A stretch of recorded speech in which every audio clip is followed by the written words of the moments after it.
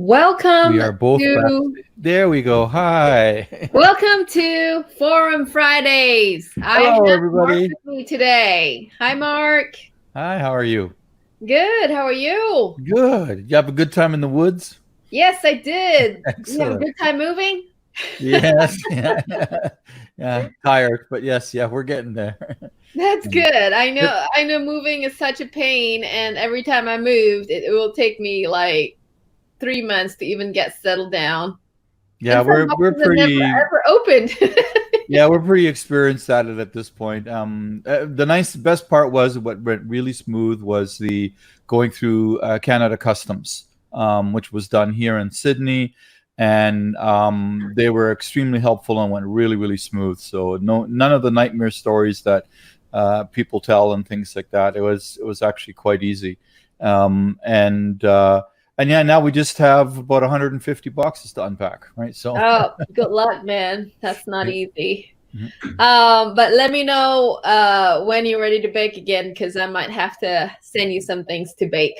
Oh, cool. Yeah, yeah, yeah. Well, yeah. I actually good news in that sense for you and our friends who maybe need me to do any test baking. Not only do I have my 5-quart KitchenAid mixer back, I bought a Yay! brand new 8-quart professional mixer as well. Nice. Because I like to be able to make a little bit larger bread doughs and get a good kneading on it, and it really needed the larger mixer for that because in the 5-quart you can't make much more than 500 grams. It doesn't mix properly, Oh, um, okay. and so yeah, so that's good. It's I made bagels so far, right? So that's I just had the wrong flour for it, but I just they want to taste be a good. neighbor, that's all. Yes, yeah. Our neighbors already appreciate us very much. Doesn't take long. Yeah, so what's happening in the forums? We're kind of been also been updating the forum with some questions that to share and hopefully to get more help from the community is when people have often been posting questions on the ingredient and other topic pages within the Bakerpedia site, where there is a little comment box at the bottom. And so our tech support, all around writer and do everything person, Joanna, has been kind enough to, in our team site, she's been posting those questions for us to review, and she's been adding who the poser was. So I'm going in and putting these questions in the forum and tagging the original poster so that they're aware that it's in the forum and they can go there for follow-up. And so with that, want to encourage and remind everyone, make good use of the forum. We appreciate all your questions. We seriously do. But it's really helpful for everyone if you put the question in the forum, because then you're not just sending a question for Joanna to send to Lynn and I. It's going to almost 2,000 people who can review this and give you ideas, or maybe say, hey, this is great, I'm going to learn from this too. So and that's the whole idea of the community, and that's what we really want to emphasize there. And Right. and so we've had some interesting questions with that. Having said that, Yeah, I see the one there's for amylase. for amylase, yeah. Yeah. He mentioned a term. I wonder if maybe he might be just using a translator that gave him an odd translation or something. But he was talking about wanting maltogenic enzyme. So I think he means enzymes that are created or caused through the malting of certain wheat, like barley, for example. But barley flour, essentially, the reason it's diastatically active is the malting process, so that as the barley is allowed to start to germinate, that is, the germ starts to sprout, and that is where the amylase enzyme comes from. And so that then when they toast it carefully and stuff enough that they don't kill the enzyme, and then it is diastatic barley flour. That's what's used in the U.S. primarily to add the enzyme to wheat flour. Mhm. In Canada, they actually use the alpha amylase concentrate in a mill stream. and Caravan is one of the biggest, or now they're called Corbion.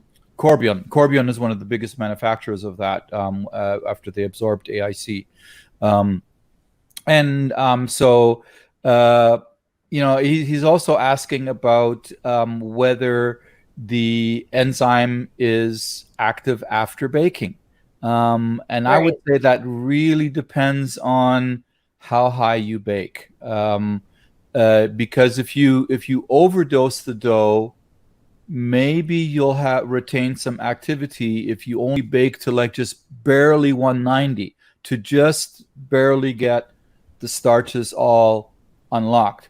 But Um, don't all enzymes almost deactivated 100 by 160 degrees? yes, the theory is that some of them don't reach that temperature, even if your core temperature that your probe is saying 190, that the entire loaf isn't, that some of them are somehow protected. Um, I know how they can figure out yes, thermal exactly. Yeah. profiling. A thermal profile, exactly. Yeah, that's just what I was I knew I thinking. was going to say that.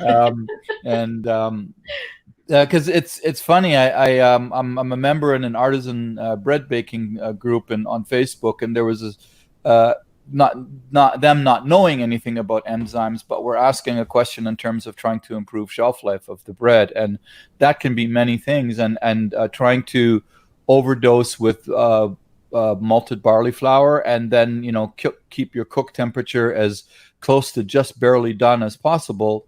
That can help. Mm-hmm. Usually, what I've seen more common is other enzymes that don't die off completely in the baking stages, and then you have to be very careful, because if you put too much, you end up with bread on the shelf that is starting to go all gummy and wet inside.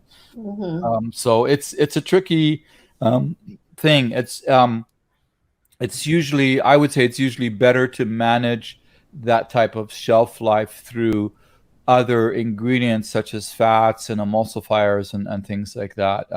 Then you have much more control over it. The amylase is mostly there to help break down the starches to fermentable sugars for the yeast during the fermentation cycle. And while they might provide some retarding of staling, that's not what they're used for.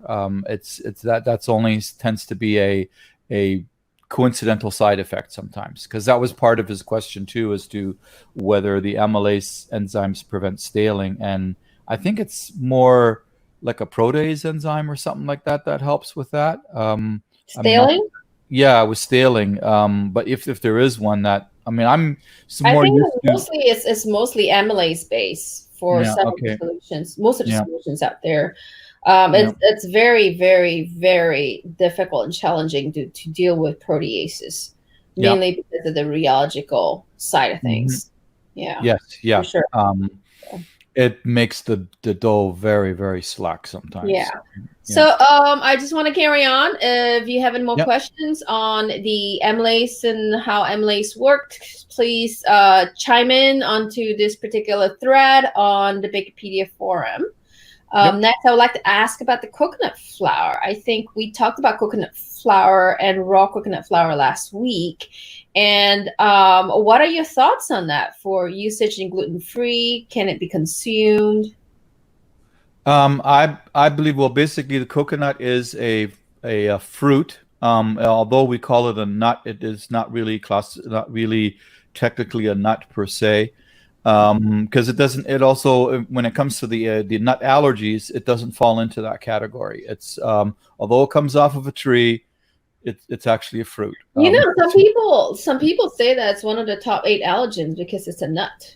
It Coconut. isn't. It isn't. We've spent a lot of time with our legal department as well, and everything else when I was still with Interesting. ADM, and because it does not contain any of the proteins that are cause the anaphylaxis or related to any type of the nut reactions. Interesting. And it's actually really not a nut. It's actually technically a fruit, right? And so the coconut flour, although we use the word flour a lot interchangeably these days, in the old days, going back to things, regulations and stuff like that, when they use the term flour, essentially meant wheat flour only. And nowadays it's used interchangeably for a lot of things. Um, we use it whenever something is very finely milled into a powdery substance. So coconut flour is where the coconut flesh is being desiccated. It's being dried out to the point that it can be milled because it has a lot of moisture in it Mhm. and a lot of fat. It's very high in fat. So there might even be doing some fat extraction. I imagine they are before they turn it into a flour. I hope so, or Yeah. else that thing will be rancid within a couple of days. Yes. Yeah. I mean, Yeah. coconut is pretty stable because it's high in saturates. But other than that, yeah, it'll go rancid pretty quick. It's you're not going to have a 1-2 year shelf life like you would with wheat flour. I'll be surprised if it even has a 2 week shelf life with the full fat in it. So it really Well, depends. if that depends on yeah, again, if it gets too hot, yes, it'll in the milling process, depending how they're grinding it or milling it. But it's really high in fat. It's among the tropical oils that is used a lot today to replace partial hydrogenation because to get the functionality in baking, you need the solids, you need the harder fat, right? And coconut fat, when it is rendered out on its own, it is hard as a brick. It is. I don't know what the saturate level, but it's probably got to be over 70% saturates, right? Yeah. And Yeah. it's really hard stuff. It's actually in when I grew up in Germany, it's what like my grandmother and stuff would buy for deep frying. They would buy it in these. I remember these white blocks in wax paper. They would buy at the store. But to your point, it was kept refrigerated. It was sold Yeah. refrigerated, right? Yeah. And so yeah. So basically, my thought process is I think it's doable, Yeah. but I think it will last longer if you refrigerate it. Yes. Yeah. So, I would agree with that. hopefully, the distribution allows for that to be Yeah. refrigerated. And there's nothing worse than the taste of rancid fat in a product that you so lovingly have prepared. And Yeah. coconut is just one of my least. It's one I'm very sensitive to. I pick it up all the time. I'll never forget. Somebody gave me some Hershey's Kisses as a gift, and they use palm. It's not coconut. It's very similar, but they were all rancid. And it's yeah. thank you, but I think you've had these a little too long. Right, exactly. So if you're interested in more, or if you have any kind of coconut flour background, please chime in onto this thread. It's on Wikipedia forums. Yeah, and it's under gluten free. I have Mark is on the keto baking. A person had a question on the baking powder and why do you taste baking powder in keto baking?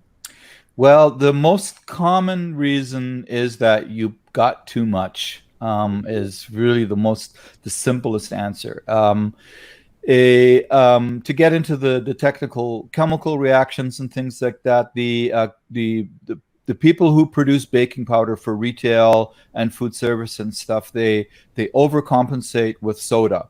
There's more baking soda in there than needs to be.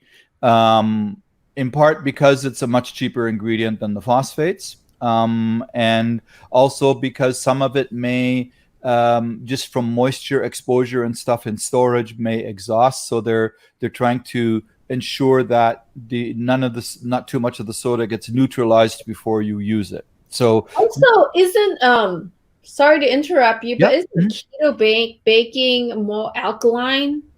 Like you're talking about a lot of protein, so it might be a more alkalinic system. They need more acids. Right, you need more acids. So, if you have a pH meter, then, take a sample of your baked product, grind it up, and add distilled water to it and check the pH. So if your pH is anywhere above 5, you have way too much soda and you don't have enough acid in the system. There is a simple solution to do this with, but the minimum quantities you have to buy are quite a bit, and so it's fairly expensive. But it's called an indicator solution, and it's sold concentrated, and you mix it with distilled water, and it is an orange solution, so that when you put it on something that is basic and completely neutralized, it's orange, Oh, but nice. it reacts to acid. So it reacts to acid, and the more acidic you are, it turns yellow. It's used mostly for to test self-rising flour and corn muffin mixes and things like that. And the more soda you have, it is more alkaline. So it goes from orange to like an orange red to fuchsia, right? And um, and Do it's you really think you interesting. can add a link on that to that page on how to buy this Yeah, particular? sure. I'll look up. It's I have the contact in my contacts. Yeah, that'd be great. Yeah, I'll Yeah, be. I think it's around $90 for a small bottle. Yeah, that'd be Um, great. but and it's really cool to use if you want to use that. I it's Oh, been absolutely. For non-dough product, I think that would be excellent. Yeah, and you can use it on anything. Right. Anything raw or baked, you could see Good. it. It's part of. I used to do tours at ADM with high school students, and we would bring in. And so part of the demonstration I would always do was to show them the importance of chemical leavening. You know what it is, Hmm. and how do I know do I that I have the right amount in my cookie? And so you Right. can put it on, you snap the cookie open and you put the stain on the crumb is the easiest way. And you could see when, we've made samples of cookies with only the acid in it and no soda. And you could see they don't spread at all, right? Yeah. And we made cookies that were perfectly balanced, and those were yellow, of course, and the balanced ones were orange. And then we did some that had no acid added to it, just the baking soda. They did spread a little bit, but there was not enough acid to neutralize and react. And so it was still fuchsia. And so there are also charts. I'll dig up a chart that I have on. It's the and this goes. There was also a conversation on baking powders and stuff, and I wanted to add it there too. And it's all about they look at especially in the cake industry and in baking powder industry, they look at the neutralizing value, Hmm. the CO2 production, and the rate of reaction. So Okay. the different phosphates, like this gentleman was or person was asking about SAP, SAPP, which stands for sodium acid pyrophosphate, Hmm. and then you'll often hear when you purchase them, you hear SAP 15, SAP 28, SAP 40, and those are the different rates of reactions. The higher the number, the faster it reacts, right? And then there's of course sodium aluminum phosphate, and the various other different types of acids. And you could even use lemon juice. You can even use cream of tartar. Of Hmm. course, they have no delayed reaction. Yeah. And they react right away, and they all have different neutralizing values, right? Yeah. So yeah, there's a lot going on in that simple little question sometimes, but Yeah, I it's a lot know. of fun to. One day when you're all done unpacking, I want you to hopefully, provide a bigger view session on leavenings and, your cookie test, right? I think that'll be Yeah, interesting. absolutely. Yeah, I Yeah. mean, it's you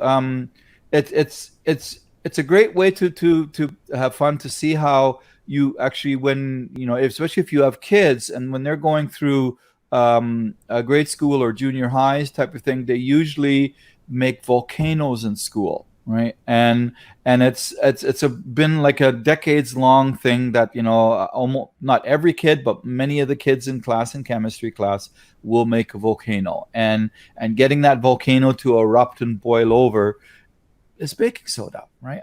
And it's that baking soda and vinegar, and then they use some soap to make it thick and Right. bubbly, right? And so it's fun, right? So we can go from volcanoes to cookies, all with the same product, right? So, Okay, so that's all for today in terms of all my comments and all my questions about the forum, Mark. And do you have any more reminders to send out before yes, we end? just a reminder asking everyone, send us your questions, your tips, your ideas about the forum, about how to use it, how to navigate it. We're trying to put an FAQ, a frequently asked questions together, and I'll also going to record some screenshots of certain things that are difficult to explain verbally. And we'd like to hear from you. I've been a message board user for a long time, so I forget sometimes the little things that are maybe obvious to me, but not obvious to everybody else who is new at this medium. Same here. And so please do share. And that's how we're all learning. That's how we're all learning and growing and having fun with this. Right. So thank you for coming on today. Oh, you muted. Lynn, you muted the wrong person.